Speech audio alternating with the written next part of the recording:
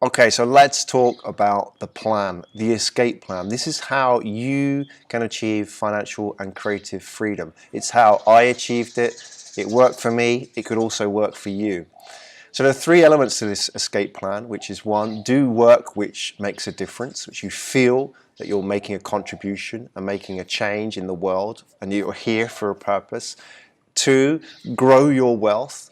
So wealth really means having the financial capability to do what you want. And thirdly, owning your time.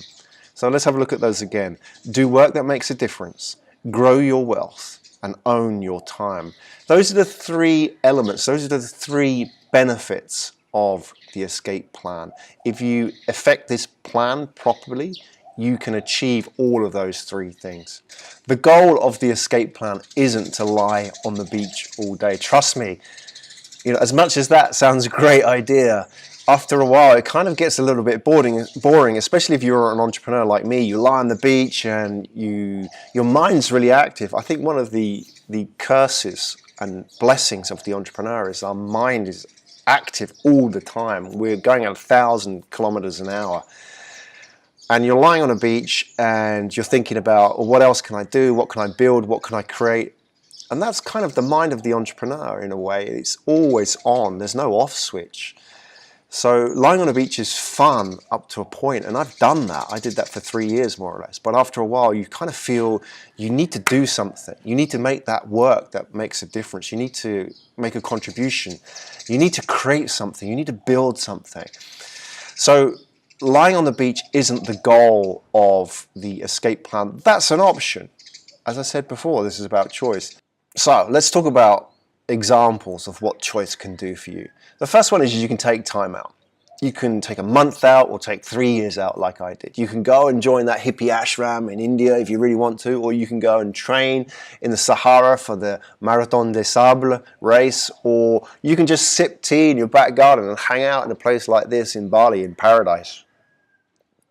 Cheers. Think about what you want to do next.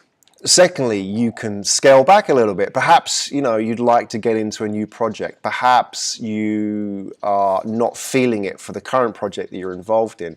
Maybe you're a little bit stuck, but, having choice gives you the ability to move between what you really love doing and not getting stuck into something just because it pays the bills. And thirdly, you can find some kind of balance. I know people talk about work-life balance. I don't really believe in work-life balance. I believe, if work is something you're really passionate about, then, why do you want to stop doing it? But the problem is that most people may be passionate about the goal, but not the actual work itself. They may be doing 100 hours of quite strenuous, hard work. They're passionate about what they're trying to do, which is build something or achieve something. But the hard work itself is probably the least enjoyable part of it. And as you get older, I think that you understand that what time is really worth. You have less time and more money, and you realize that money can't buy time. So you want more time.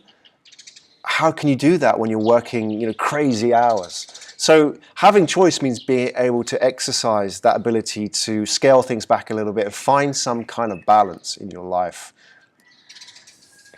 The escape plan isn't a get-rich scheme or some kind of, quick fix. I don't believe in quick fixes. There is a book called The Secret, which teaches you that if you can just kind of visualize and imagine that your destiny and your future world and all your goals, it will come to you. It's the magic that's been taught down by, many, many centuries from many, many years ago.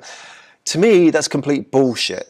I believe that if you are going to achieve financial and creative freedom, you have to work hard, and you have to work hard internally as well. And this is about not just building a business, but, changing yourself internally as well. That internal work that looks at your habits, your mindset, and so on. That's really important. As much as the nuts and bolts of building a business, you need to be the right kind of person that can build that business in the first place. But the good news is you can change all of that. You can work on yourself, you can work on your business. But I have to say, one thing you have to know is that this takes time. It takes a long time to become financially and creatively free. People want that silver bullet, and this just isn't that. It took me 10 years to get there. took me 10 years to achieve financial and creative freedom. The good news is it may be a lot less for you because now I have the formula. I can teach you that formula. You can follow that formula, implement it, and avoid all the mistakes and the time wasting that I made during those 10 years. So you can accelerate up that learning curve a lot faster than it took for me. So that's the good news, but it does take time. You know, the actual length is probably less relevant than the fact that you know it does take time. So some people might say, well, 10 years is too long. I can't wait that long to become financially free.